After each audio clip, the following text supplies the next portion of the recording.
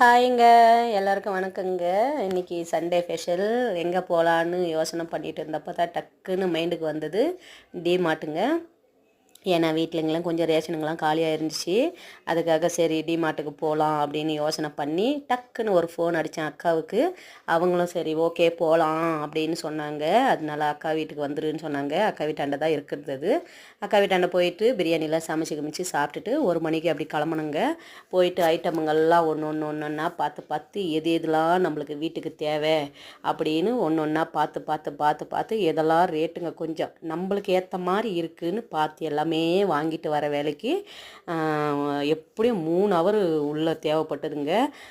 நம்மளுக்கு அவ்வளோ ஐட்டம் இருக்குது பார்க்குறதுக்கு, நம்மளுக்கு டைமே பத்தாதுங்க. நம்மளா போதும் வா வெளியோ அப்படின்னு சொல்லிட்டு வந்தால் தான் சரி.